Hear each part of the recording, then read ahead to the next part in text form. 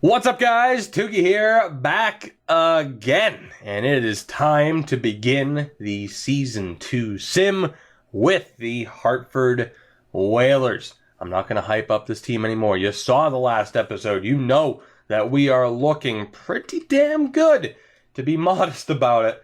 The question is just how will it all play out? I am excited to find out as those two guys accepted their contract offers. Good. Again, we'll trade them a month or so from now to free up those contract spots. I'm excited for this season. I really like the looks of the main team. I really think the Connecticut Whale could have a very strong season. I'd like to think they're at least going to make the playoffs. Of course, last year they were awful. What was it, 1-10-1 to start the season? But they battled back.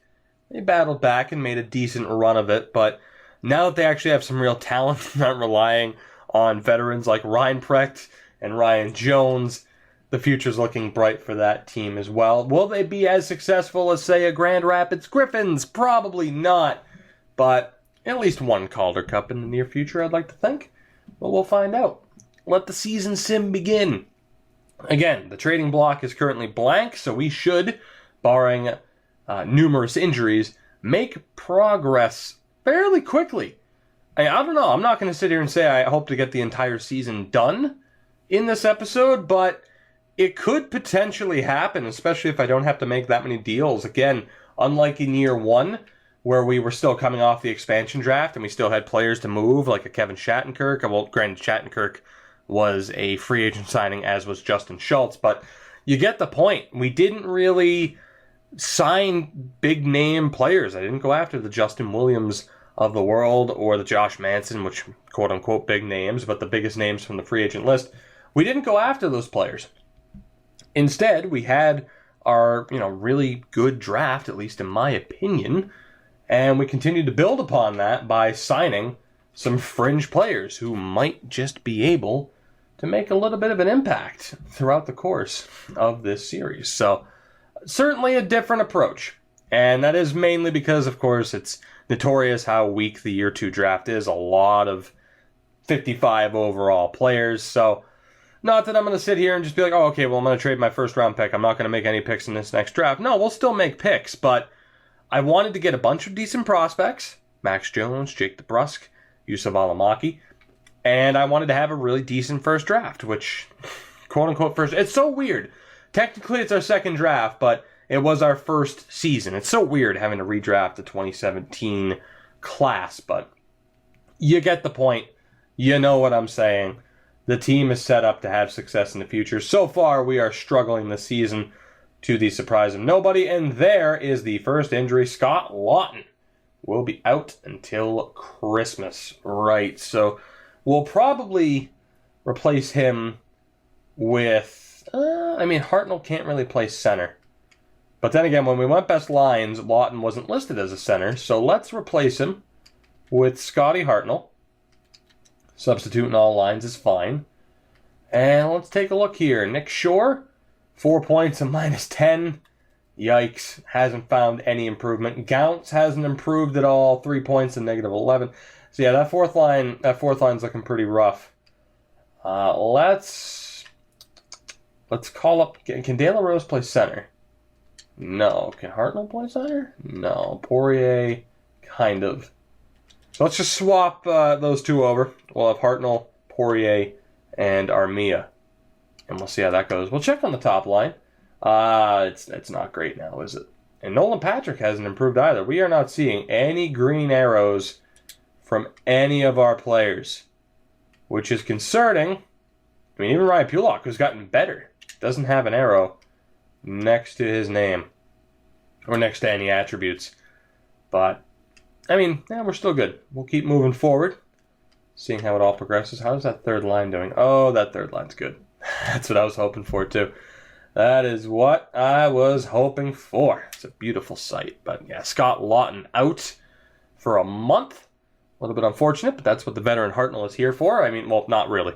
He's here to be a depth guy, but also, again, for him to take up a decent chunk of the salary cap is very, very nice and really what we needed. I like the new challenge of not being able to be cheap, and not necessarily be cheap, but, sign a veteran to a deal, like a max contract. It's a new challenge. I mean, granted, now all I do is just sign someone who I'm going to keep for 1 year, but when you're rebuilding a team to this extent, as De La Rose goes down to a concussion, when you're building a team, just like as far as an expansion team goes, and you're building it from the ground up, yeah, that's going to be a factor as far as, building the team up as we currently are. But for the most part, we'll be fine moving forward. I'm going to have Hartnell, Peary, and Shore on the fourth line. As I admittedly kind of lost my train of thought there at the end. But I think you get the point, hopefully. Hartford player De La Rose is back. All right. Right, Hartford player De La Rose. De La Rose wasn't a Hartford player. Oh, Hartford. I am so used to the Manhattan Project, seeing Hartford and thinking AHL. That's exactly what just happened. Wow. Not good on my part. That is one hell of a slip up, but that's okay. We'll move on. We will move on as quickly as we possibly can to try and forget. But let's see here. 13-15, and there's another injury. Taylor Radish goes down, which, it makes room for Dirksen for now. So he will get to play. I know he's a right wing. I wanted to see who else was there. Just those two centers. So yeah, Dirksen is the first in line to get to play with DeBrusk and Max Jones, which not too bad of a spot to step into. Let's see, what else I'm dealing with here. We'll go DEL defense, or DEL forwards for a week.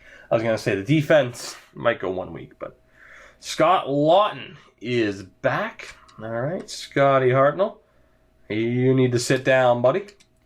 Make room for your fellow former Flyer. Poirier, Lawton, Armia reunited. And we will continue. Nolan Patrick up to an 84 as well. Don't think that I missed that, as Radish is back as well. So Dirksen, I'm sorry, buddy, but you're going to have to take a seat for the moment. As far as player progression goes, again, no green arrows really. There we go. All right, Kerdiles is getting better, so at least we know it's not a glitch. So Barber hasn't really improved. Lear hasn't improved. Yes, they are fourth-line guys who are playing at the AHL level, but so is Kerdiles. He's improving, though. Why aren't the others, is the question. So, their future, very much at stake at this point. I feel like I screwed up something earlier when I was going on one of those long-winded rants about something, and I feel like I didn't, get my point across, but that's okay. That is okay. So we will edit the scouting again. Let's go German defense, and we'll go 2 weeks, whatever. Should be fine, especially with it being a weaker class. And we are in January already, so like I said, I wasn't sure if we were going to make it through the entire season, but as it stands, we really don't have any players to trade. I do wonder, though, now's the right time to get rid of those two extra players in the AHL, just in case that's preventing me from getting waiver claims. I don't think it is. I think that's at 49 contracts, but the game could be like, whatever, full team. So let's get rid of them, just to play it safe. So it's Hilmerson and Nilsson. Does anybody want them? There's no way, but, how about Chicago?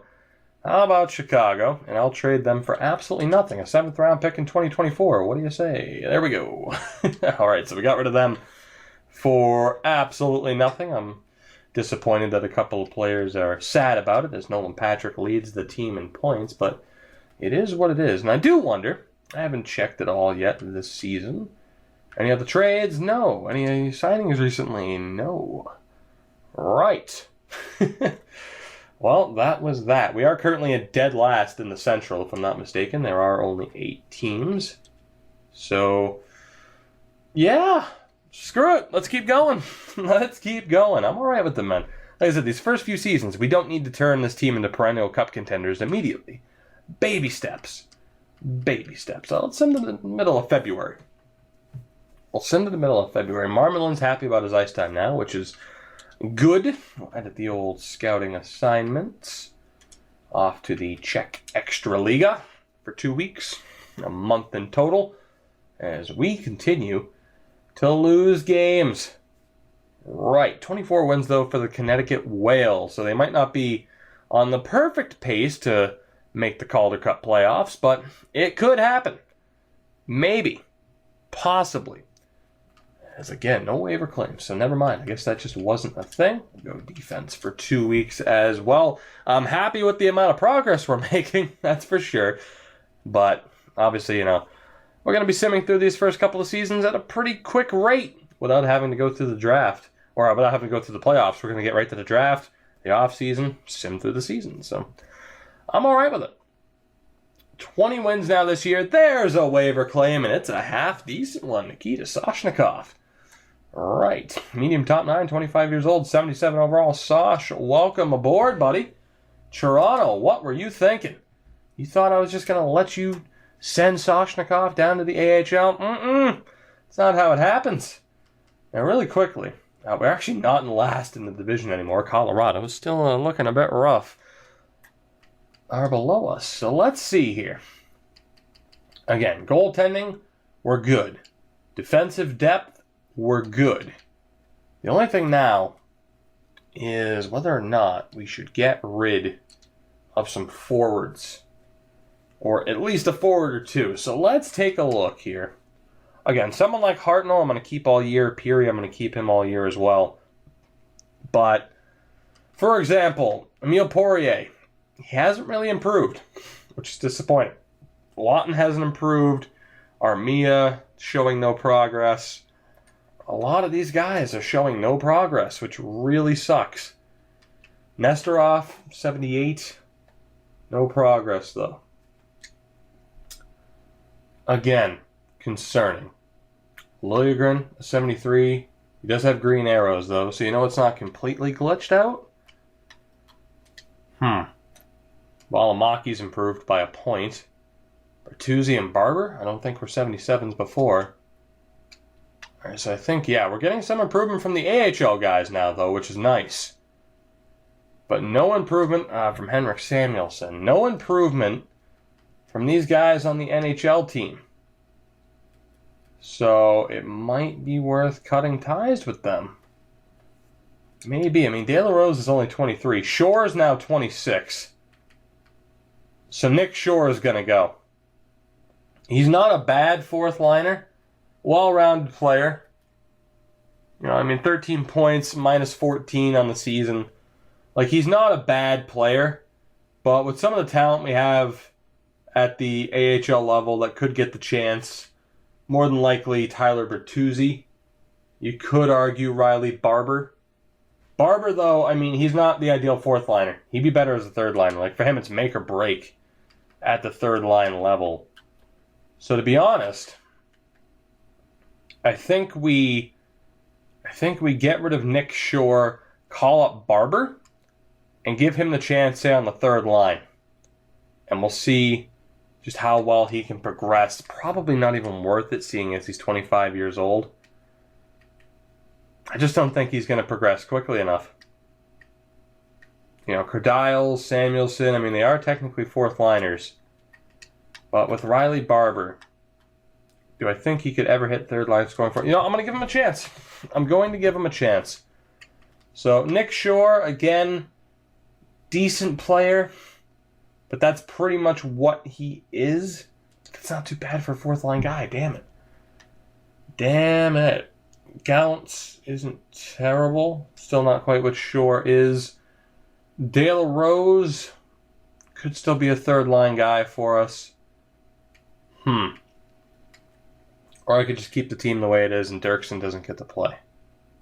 But we did just bring in Nikita Soshnikov, so I would like to clear out one spot. So somebody has to go.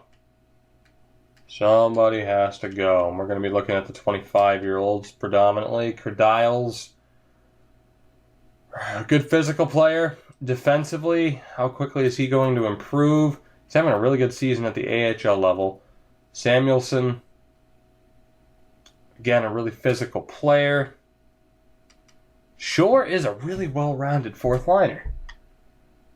You got Dale Rose, Gounce. It might have to be Gradiles that goes. It might have to be. I want to give Barber that shot, which I kind of do. Right now, if I'm talking about who I'd rather have on the fourth line, it would probably be Gradiles. And he's a point better. Henrik Samuelsson's going to go. Good physical player. But as far as the fourth liner goes, we have better, more well-rounded options. So Henrik Samuelsson's the odd man out. We got to get rid of him to make room for Nikita Soshnikov. So again, Dirksen will still be in that role of if there's an injury, he'll get to play. So let's go ahead and get rid of Henrik Samuelsson. Does anybody want him? They do. Winnipeg. All right, let's go talk to the Jets. See what we can get for him. The Jets signed Shane Doan, by the way. If we get a fourth-round pick for him, I'd be happy with that. As they would be too. All right, cool. Might have been able to get a little bit more out of him, but I'm cool with just a fourth-round pick. Again, the upcoming draft is looking a bit weak. Potential for steals in the fourth and sixth round. That's all I would have done is added the extra sixth-round pick. But for the most part, I think it's looking all right. So Barber won't get the chance at the NHL level. Down in the AHL, we'll bring in Nikita Soshnikov, who is a right wing. All right, can Sosh play center at all? If his data doesn't want to glitch out, he cannot. Gradiles can. Well, there you go. There's your answer. All right, team's looking good. Let's move forward. And again, as far as trading players right now, I mean, of course, I could sit here and I could just keep trading all of these players for thirds and fourths, fifths and sixths, but I don't really feel the need to pick Horde entirely, despite the chance at getting, potential draft steals. I don't know. I know, it's like, okay, in most of the series, again, it is very tough to not pick Horde, just because of the way values are.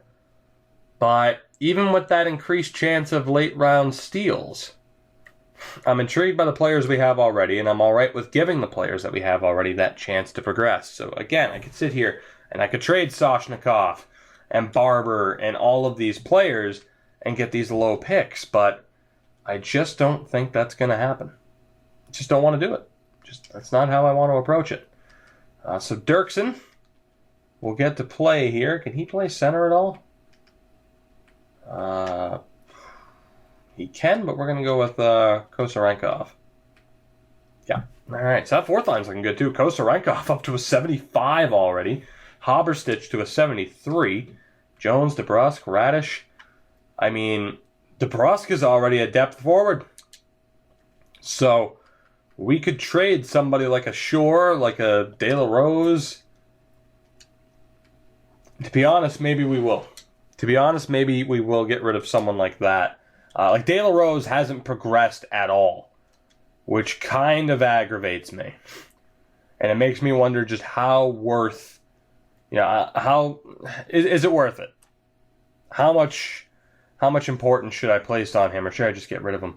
As far as trades go, a couple of big ones. Filppula and Reed, along with a fourth-round pick to Columbus for Sonny Milano, a third and two other pieces.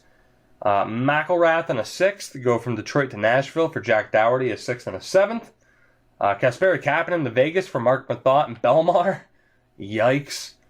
Edmonton gets a fourth-round pick, a sixth-round pick, and Jyrki Jokipaka from Ottawa for Harabik, a fourth and a fifth.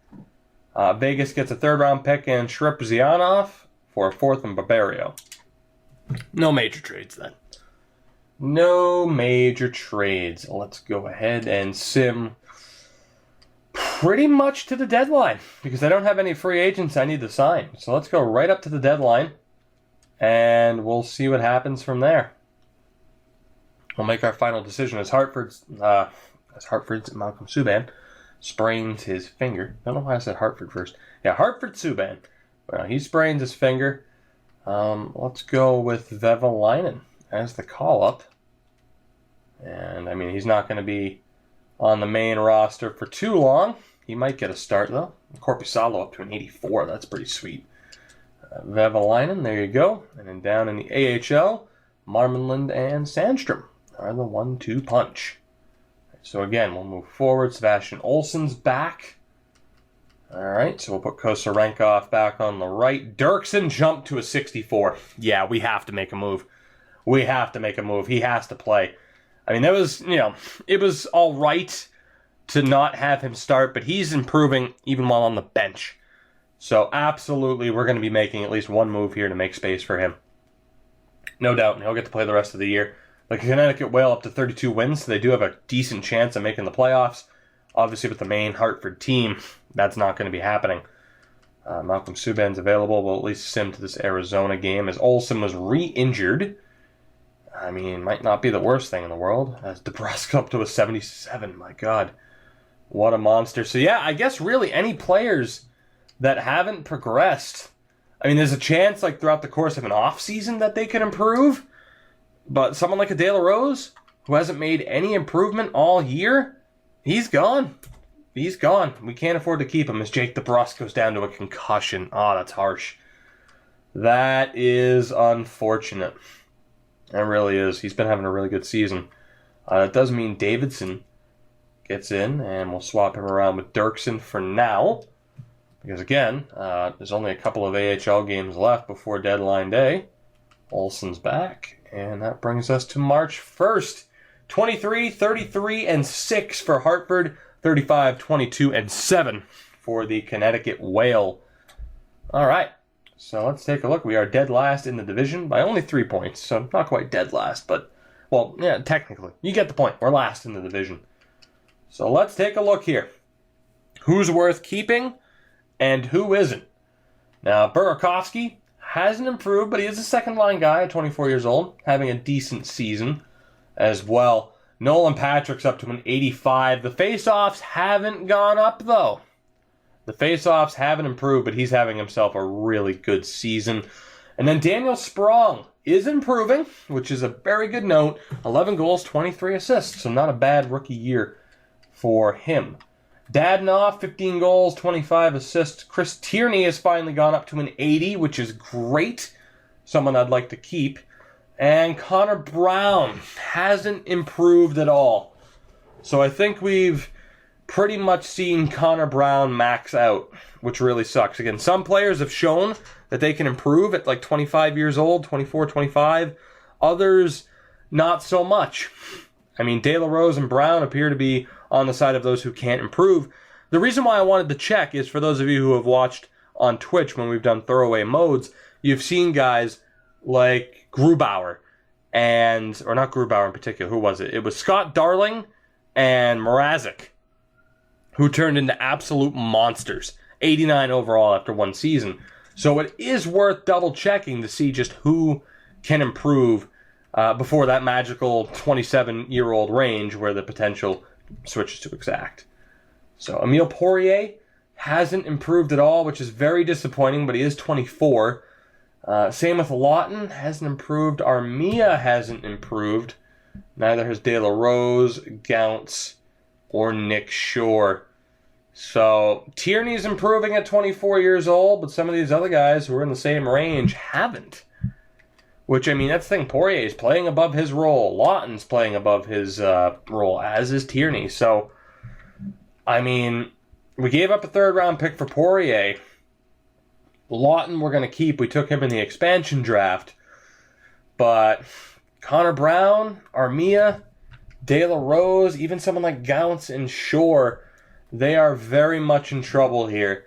Defensively, I mean, Ville Polka's gone up to a 79, which is pretty nice. Kulak hasn't improved at all. Nestorov hasn't really improved at all this season and has just done terribly. Polka hasn't improved at all, but he's gone up a point. So that's why it's so tough to tell. Polka's gone up an overall point, but he doesn't have any green arrows.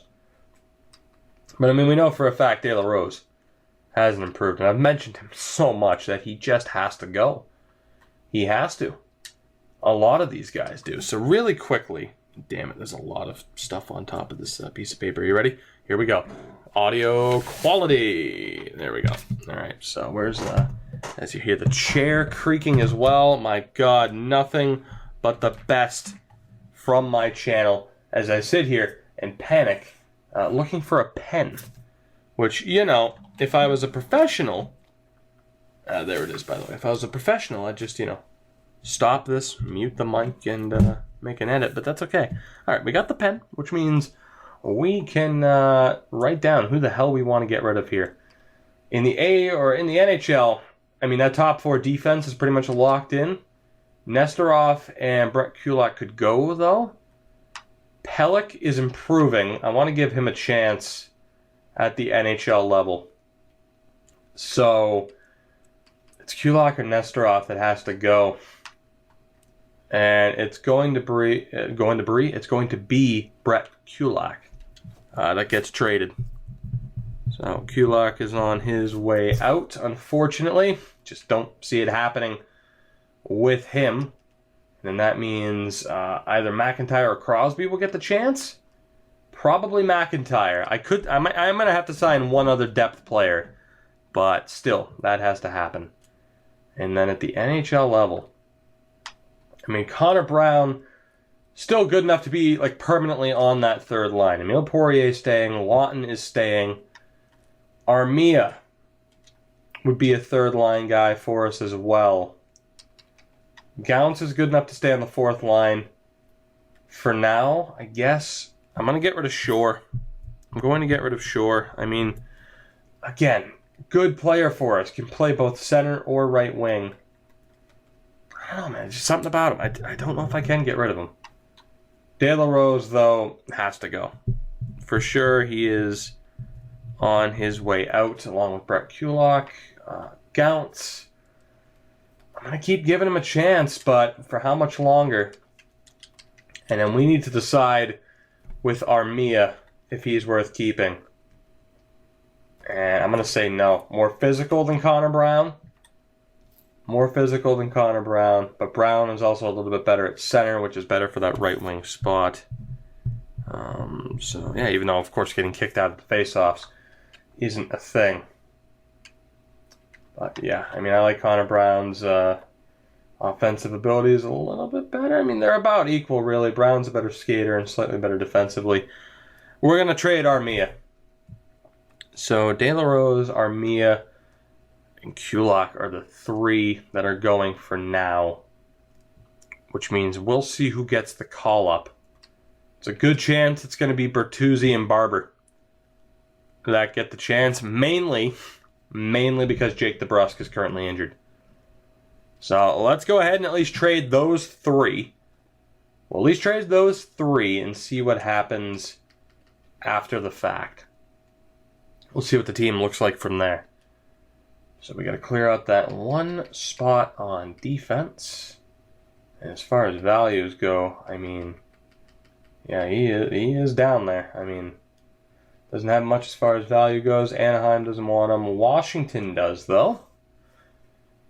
I mean, technically we're a Western Conference team because they took out the option for division realignment. Can I get a third-round pick for him? No. All right, so let's go. Here we'll go for a fourth and a sixth from Washington. That didn't go through. How about just a fourth? Whew, wow. How about a fifth rounder next year and a seventh this year? What do you say? All right, that'll go through. Sweet. All right, Kulak, thanks, but you're gone. I have lost faith in you. It's just not going to happen. So let's go ahead and call up Adam Pelech. Again, we'll give him a chance. I don't want to go best lines here, though. So edit lines, I got to do this because otherwise it'll put in guys like Hartnell and Peary. And I don't want that to happen, even though they won't get claimed. I don't want them to be in like horrific spirits from, you know, getting sent down. The AHL, though, I can go best lines, and we'll just fix that in time. So really quickly, let me go sign one more depth defenseman. That way we have the two in case of injury. Not sure who it's going to be. Again, McIntyre, it wouldn't be a bad idea to let him play at that low elite potential. But we have to see who else is eligible to be signed. So Bodine can't be signed. Edmonds could be. Nobody else is better than McIntyre right now, though, so that's good. So let's look here. Could be Ekholm, medium elite potential. I mean, he would be the better option. Jet Wu can't be signed. Vishnevsky is 20. Vishnevsky is 20. Boyer is also 20. I want to go with Vishnevsky. I mean, low top 4. Yeah, we'll go for Vishnevsky. And we'll sign him as the other depth player for the AHL team. That way we have 2 in case of injury. And that means De La Rose and Joel Armia need to go. Again, I wouldn't mind keeping Armia, but basically I'm picking Lawton and Connor Brown over Joel Armia. And again, he has an expiring contract too. So Armia and De La Rose. We got Joel Armia and we got De La Rose. See if we can trade them both to the same team. Is there a team that wants both of them? Vegas. I don't know if they're not going to have the contract spots, though. Tampa will, though, so that's good. Hopefully it lets me trade them, too, because it's just going to affect the current cap situation. What about a third-round pick? Third-round pick, 4th next year and a 5th this year. What do you think? How about just the 3rd and the 4th? All right, how about the 3rd and the 5th next year? What do you say? Yzerman, thank you. Thank you very much. All right, so those 2 are gone. Not too bad. We turned, 2 free agent signings into a 3rd-round pick. I mean, we at least gave him a chance, right? We at least gave him a chance. But then forward-wide, okay, Hartnell already plummeted. So here, let's just send down him and Peary. Actually, you know what? I can't even do that as a test run anymore, so whatever, it's fine. In the system, Barber and Bertuzzi will get the chance. I will have to sign some depth players. Let's go best lines really quick. And we'll take out Brandon Peary for Gounce. Right, so we're going to have, and I got to take out Hartnell for Barber. All right, I'm going to have to fix up these lines, but let's see. So we'll go, and Tierney dropped a point too, which kind of sucks. All right, so I'm thinking we go Burakovsky, Patrick Sprong, Dadonov, Tierney, Barber to give Barber that chance. Poirier, Lawton, Brown, Bertuzzi, Gounce, and Shore. And we'll see what happens. Bertuzzi's actually much better offensively, though, than you would have expected. And Poirier hasn't really improved. So maybe go Bertuzzi, Lawton, and Connor Brown. I wouldn't mind running Lawton on the 4th line, though, just to see if he improves. That means we get rid of Gounce, which, to be honest, might not be the worst thing in the world. I mean, they're both the same age. I think Gounce's time just ran out. Because of that fact alone. I don't think he's not even going to make it to what Scott Lawton is right now. And Lawton's a 4th liner, not a 3rd liner. So we're going to get rid of Gounce. And that way Poirier and Lawton are playing where they need to. So we'll get rid of Gounce. I don't know who I can call up, though, in exchange. Might be Sosh that gets the chance. 4th line guy. 25 years old. Again, it would probably be Jake DeBrusk that gets the call up, but he is currently injured. So let's do it. Let's keep him, cycling out players on this team. Let's go to Gounce, who was not a center. He was a left wing, if I'm not mistaken. There he is. And where can we send you? Just about anywhere, apparently. Let's see, who else wants a player like you? Montreal, Minnesota. Let's see. How about a 3rd-round pick next year? Will that go through straight up? No. All right, how about Gounce and... Because we do have quite a few picks for this year. How about Gounce and 2 7ths? I'm glad I checked, because I am going to need to clear out some of these picks, and we can really look to do that here. Come on, let's see if we can get this to go through. From Minnesota. So Gounce, 2 7ths and 2 6ths? Still no. Alright, let's take that 6th out. Change that to a 5th. See if that goes through now. Still no. Really? Let's change out a 7th for a 6th. Minnesota, come on. Work with me here. Work with me here. Let's make something happen. I mean, it's just a 3rd round pick, Minnesota. You'll be fine. You're really kind of screwing me here. But like I said, I got to get rid of these picks anyway. We can't have too many. We don't want to crash the draft. Really? Wow, they don't value Gounce whatsoever, do they? Holy shit. How many picks do I have? I have my 1st, 2 2nds, a 3rd, and then we get into a ton of 4ths. Okay, so I actually don't even have that many. I'd still like to get rid of a couple, though. So let's go Gounce and 2 7ths.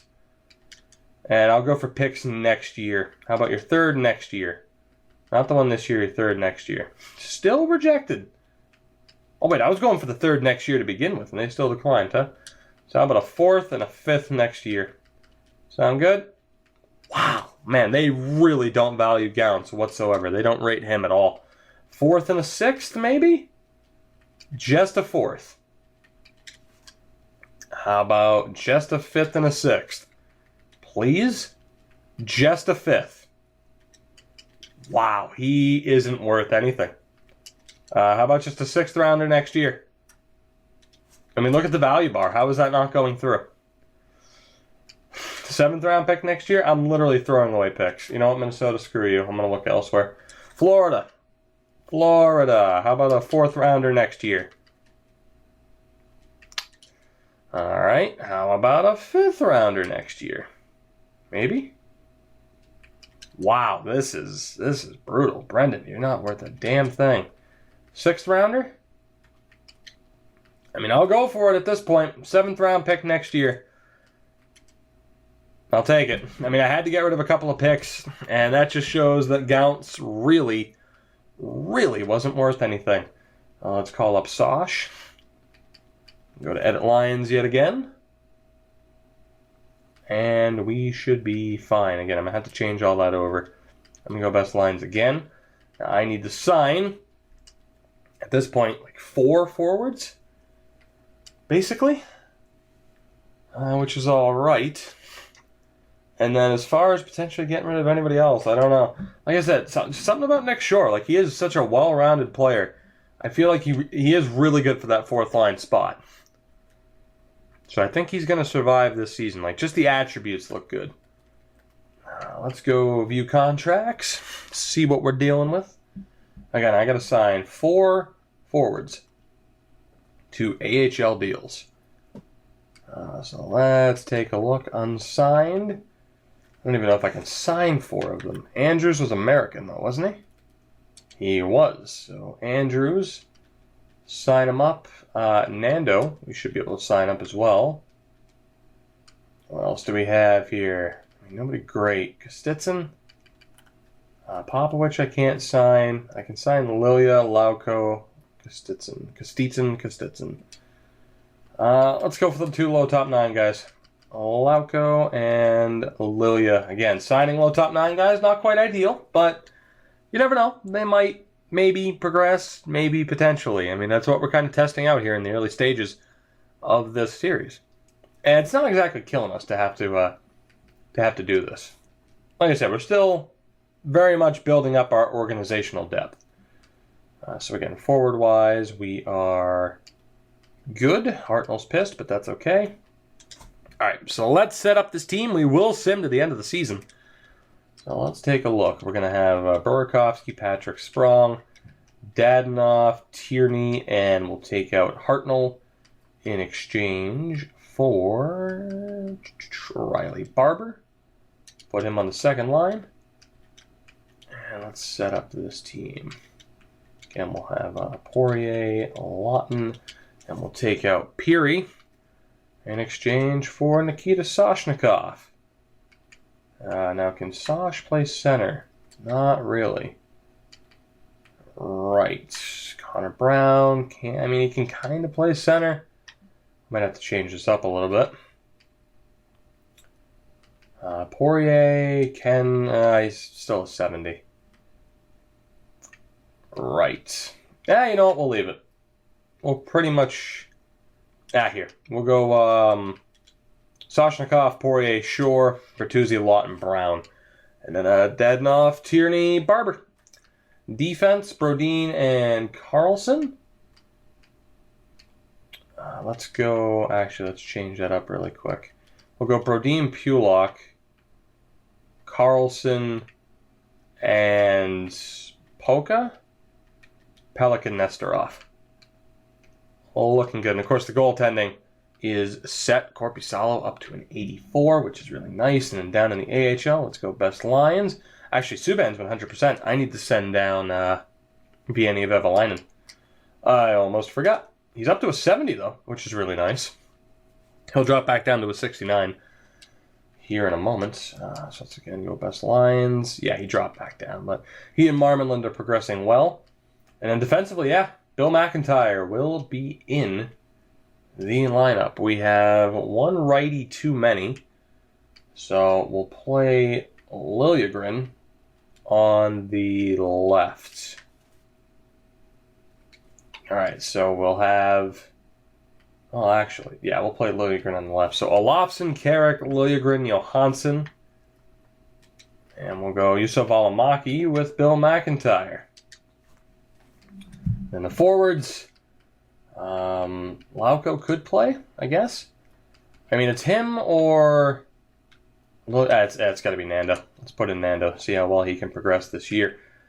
So, again, just to try and get these guys to actually progress, we'll have the older guys near the top line. Kind of stops near Haberstich, though. So let's go with those three. We'll kind of leave Radish behind a little bit. So let's see. What do we got? What do we got? Who is technically already? Kosarenkov. Okay. And then who can play center? 74 for Haberstich, Lear, and Kerdiles. Lear's having a really good season, so is Kerdiles. All right, so we'll have Jones, Kerdiles, Bailey, Haberstich, Lear, Kosarenkov. Third line will be Dirksen, Olsen, if he can stay healthy, and Taylor Radish. The fourth line, Nando Eggenberger with Tony Andrews and Jonathan Davidson. Still looking really good. And of course, Nando will probably be taken out of the lineup. He will be the one. Actually, I might take Davidson out of the lineup instead when DeBrusk is healthy. I don't know. I'm going to have to decide. There's a 10-point difference between Eggenberger and Davidson, and we still want this team to make the playoffs. But we are good, although I wanted to make sure that Riley Barber gets power play time. So we'll put him on the power play unit with Tierney and Dadnoff.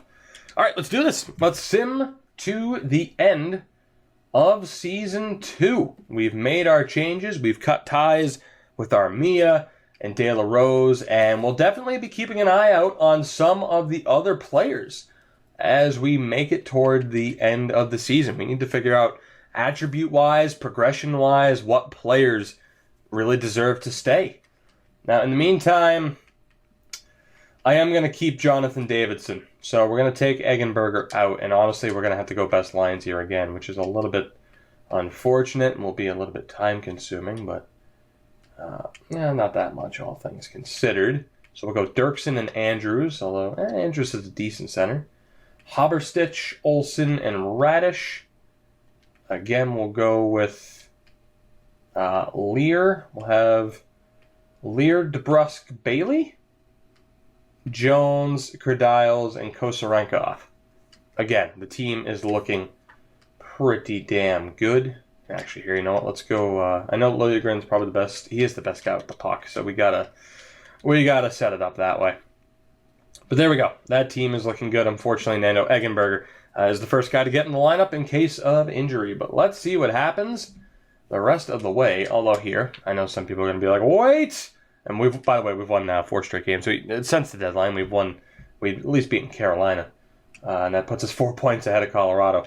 Let's see if we can still see what happened at the deadline. You had our trades. Anything else? Paul Stastny and Matt Irwin to Buffalo for a 2nd, 3rd, and Kapitanov. Jelena, a 4th and a 5th to Carolina for Ian Cole. And that was it. All right, so nothing earth-shattering as far as the trade offers go. But We are on a little bit of a winning streak. Is it 5 games or more at this point? 5 games. 5 straight wins for your Hartford Whalers. That's going to end. Yep, there it is. Immediately ends, but that's okay. That's okay. We know this team can find at least a little bit of success, so that's good. Let's keep moving forward here. Connecticut approaching 40 wins. Looking like it could be a special season for them, getting into the playoffs, which will be nice. Again, the main team, although we did just hit 30 wins, isn't going to make it, but we will be able to follow along as Johansson goes down to back spasms. Right, that is unfortunate. DeBruska's up to a 77, by the way. Let's see here. It's going to be Crosby. Phil Crosby. That gets the chance. And that means Juuso Valimaki gets to step up and play with Liljegren. So that is... Actually, no, here. He'll get to play with Carrick, and we'll put Liljegren on the top pairing with Olofsson. Jake DeBrusk, man, depth forward. Look at that offensive ability already. God damn. I mean, he probably would have gotten Barber's spot, which, by the way, how is Riley Barber done? He's already gone up an overall point. He has 5 points. He has 5 points in 10 games. Not too bad. We gave him the opportunity. Tyler Bertuzzi has 7 points in these 10 games. Has Lawton progressed at all? No, Connor Brown hasn't. Sasha's gone up, though. He has 10 points for us. Or 10 points on the year, not for us specifically. How has Pelech done? He's done all right. And Nikita Nesterov hasn't been great all season, so... to see him with a positive plus-minus is honestly a little bit surprising. But let's keep moving forward. Riley Barber, I'm glad you are doing well. All right, let's see. We will scout the U.S. defense for 2 weeks. Boy, wouldn't it be nice if they could just get the rights to say NCAA and get just a couple of random colleges. And you may have seen it there at the top. Officially, we have missed out on the postseason for the second straight year. 33, 37, and 7 on the season, but the Connecticut Whale are up to 42 wins. So let's take a look here as we hit April. Wow, we are doing much better than I would have thought. 73 points, Colorado at 61. We were neck and neck with them as far as being awful, and we've definitely turned it around. Nolan Patrick currently at a very nice 69 points. We'll take a look at the full stats at the end of the year, but I just want to see, where are we? 25th in the league out of 32 teams. So, Detroit, Carolina, definitely the favorites right now. And Colorado, that's pretty much guaranteed to be your bottom 3. We do still have a chance, though, at a top 5 pick without the lottery. I mean, as far as lottery odds go, we have a chance at that top 5 pick. But for the moment, we're looking okay. So let's go ahead. We'll sim to the end of the year. We'll go through the playoffs with the Connecticut Whale. And we're pretty much going to sim right up to the draft at this point. We'll sim right up to the next draft, and then the next episode will indeed be the draft. 3 straight wins for the Whalers. How do you like that? Battling back, screwing themselves out of top 5 odds. Let's scout the queue for 2 weeks, and we'll end the sim. You know what? As far as the Calder race goes, we should probably take a look. So here, let's move 1 day, and then hopefully the season doesn't end immediately. Good. So, we finished the season with another 5-game winning streak. 38, 37, and 7. The Connecticut Whale with a 45, 30, and 7 record this season. Not too shabby at all. But let's take a look at the season stats, the player stats, and of course we'll sim to the end of the playoffs. We'll take a look at the awards and whatever else happens. Only 3 teams made it from the Central. We finished with 83 points. Only 61 points for the Avs. So, yeah, we certainly turned our season around. Towards the end there, Columbus takes the President's Trophy. My God, 7 points better than Dallas. So, we'll definitely be keeping an eye out on the Blue Jackets. Might even take a look at their team right now. We finished in 25th still. Not too bad. Not too bad. Let's take a look. 2.5 goals for per game average, which was the 5th lowest in the league. So our goal scoring wasn't great. Goals against was a 2.77, which was mid-table. So decent goaltending and defense. Our power play Our power play was towards the bottom half of the league, 17.2%. Our PK, though, at 85%, was third best, tied for second with the Devils in the league. So not too bad at all. We finished the season on an 8-2 run. What a way to end the season. And then down in the AHL, as you would, or at least as I'm surprised to find out, we missed the playoffs. Wow, we missed the playoffs by 1 point. I thought for sure we made it. That is tremendously disappointing that we missed the playoffs by 1 point. The Binghamton Devils took it by 1 point. That's really frustrating because I really would have loved for our young players to end up with a with a playoff spot. But it's like you look here, like 97 points for us, 96 for Syracuse, yet we're missing out to the Chicago Wolves, who only had 88 points. We had 9 more points than the Chicago Wolves. I mean, Milwaukee made it on 85 points. We had 12 more points than Milwaukee, but we are not going to the postseason. That is incredibly frustrating. We'll take a look at the stats. We'll switch back to the NHL first. We'll switch back. Nolan Patrick led the team in points with 75, 21 goals, 54 assists. Dadonov with 20 goals, 56 points in total. 21 goals for Burakovsky with 53 points. Daniel Sprong, 50 points in his rookie year, up to an 80 overall. Could we see him in the race for the Calder? Chris Tierney also with the same point total, 50 points exactly. Connor Brown with 42 points this year. Brodin with 33. Not too bad for him. Lawton with 24. 23 for Pulock, 23 for Shore, 20 for Poirier. Polka 17, Nestorov 14. 12 points in 37 games for Soshnikov is an awful Barber. 12 points in 20 games. 10 for Bertuzzi. So 2 of the call-ups there doing very, very well. You had Carlson, Hartnell played in 10 games. Pelech played in 20 games. Was +3 in that time, and Peary had 2 appearances all season long. The goaltenders, 62 appearances for Korpisalo, 30, 24, and 7 record, a .919 save percentage.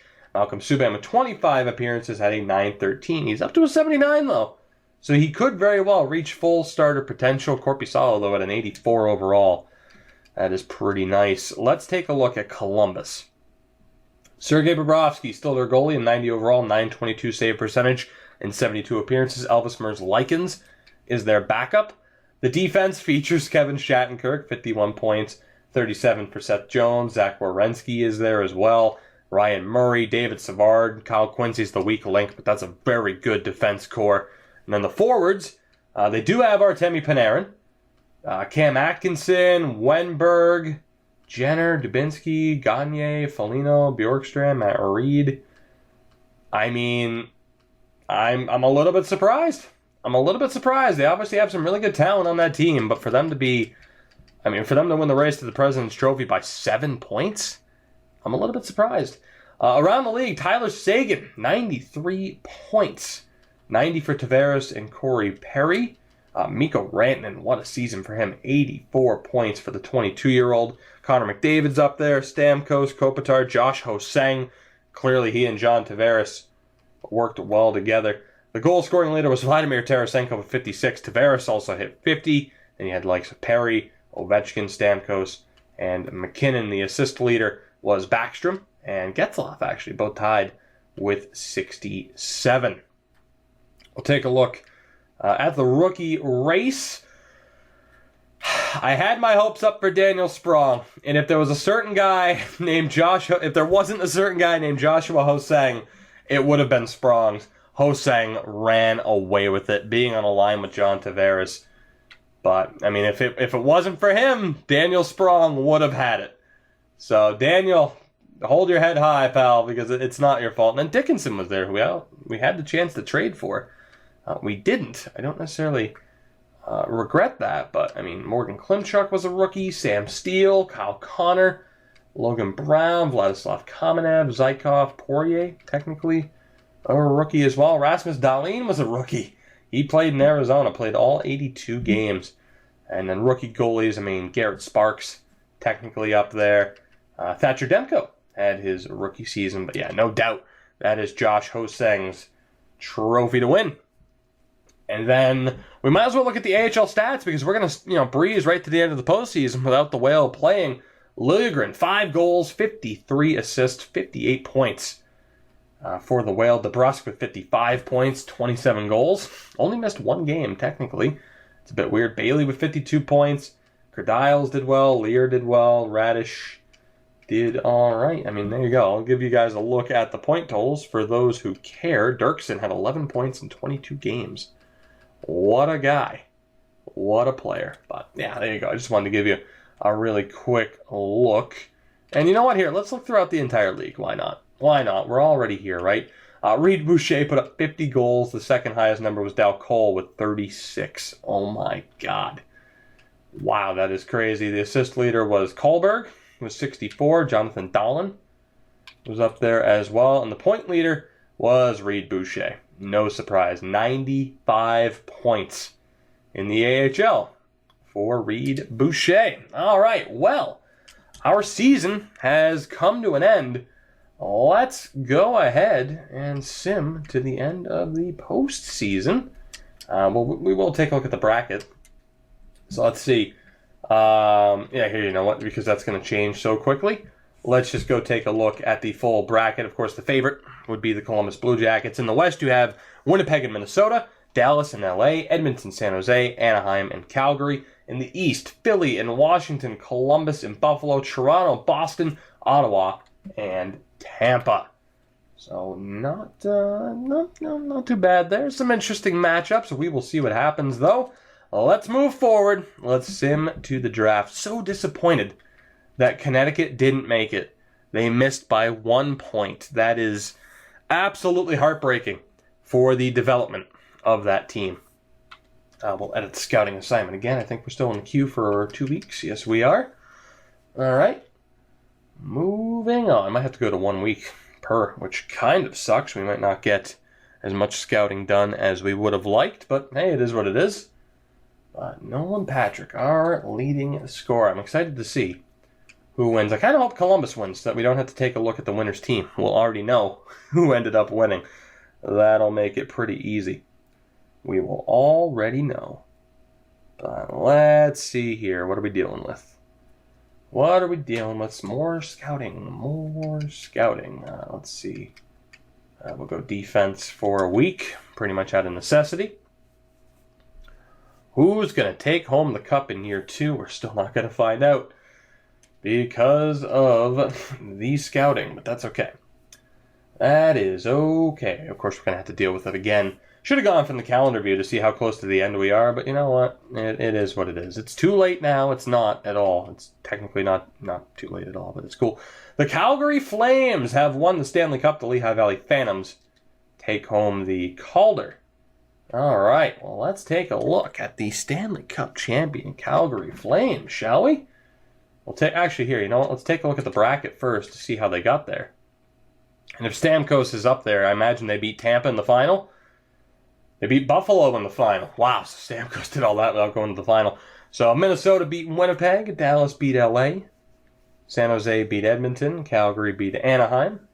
Dallas then beat, it was Dallas and Calgary in the conference final, and the Flames ended up winning it in 7 over Buffalo. I was going to read off the entire bracket, and then I'm just like, not the best idea. You guys can look at the bracket in your own time. It's all good. We need to take a look at the Flames. We need to take a look at the awards, and then that will do it for year 2. So the Calgary Flames are your Stanley Cup champions, led by Johnny Gaudreau. Justin Williams ended up signing there and winning a cup. You got Monahan, Bennett, Hemsky, nice, Matthew Tkachuk, Jason Chimera, Joffrey Lupul. Oh my God.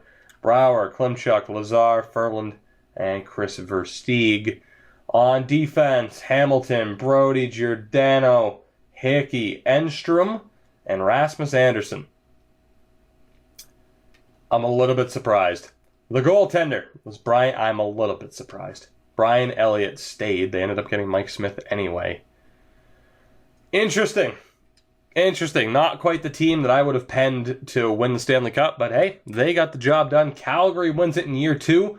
The Cup stays out west, Dallas and then Calgary in back-to-back years.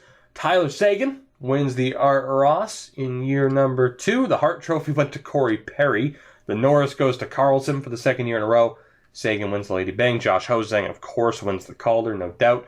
Elliott wins the Conn Smythe. The second straight year goalies won that award. Cam Talbot won the Vezina and the Jennings. Second year in a row he's won the Jennings. The Masterton went to Luke Shen. Bergeron wins his own personal award. The Ted Lindsay went to Corey Perry. That is crazy. And then Tarasenko won the Rocket Richard.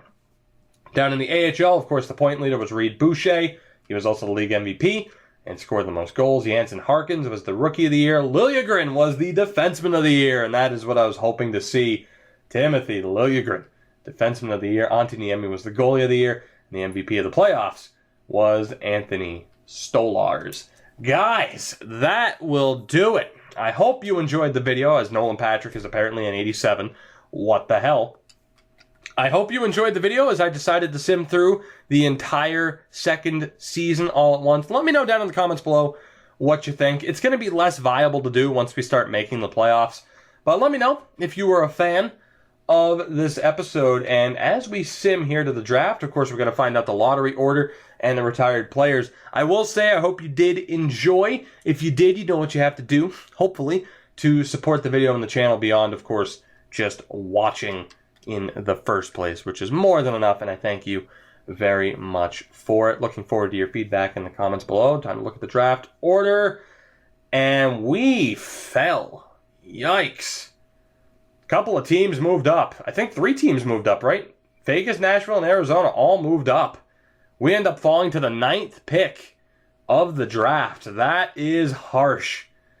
That is harsh, man. So we have the 9th pick of the draft, but again, because of the way we hit, that's why I wanted to go for depth in the last draft, and I do feel like that's going to pay off in a very big way. As far as the retired players, let's go. I mean, it's pretty much the last thing we'll be doing here. Scotty Hartnell retires, which, yeah, good for you. I mean, it's not like we were going to bring you back anyway. Of course, we don't lose any other goaltenders. Let's take a look around the league. Telkvist, Joey McDonald, Nilstorp as well, and Dmitry Potzold. Right. As far as skaters go, Patrick Marleau retires. Shane Doan, Hartnell, as we knew. Fisher Chamara retires as champion. Paul Martin, Ryan Clough, Hagman, P.A. Parento. How did Hagman get a job with Vegas? Didn't we only sign him to a 1-year deal? Did they re-sign him? I think Vegas re-signed Hagman. That is hilarious, and that is the perfect way to end this episode. As far as the draft goes, I'm not looking for trades. We don't have assets we need to trade. I'm not really interested in moving up. Again, I'm not expecting this to be the best draft in the world, but I'm not going to sit here and look for a ton of offers because the team is pretty much set. We're just going to keep bringing in these prospects, keep bringing in guys like a Riley Barber who might be able to make an impact, and I think Barber did enough to make the team for next year. That's going to be the real exciting thing for me. Not necessarily the draft. I mean, I'm excited to see if we can get any steals, of course. But moving on to the next offseason and seeing whether or not we can end up getting an extra steal. I am very much looking forward to that. Guys, again, that'll do it. I hope you enjoyed, and I will see you in the next episode of my Hartford Whalers Franchise Mode series. Take it easy. Goodbye.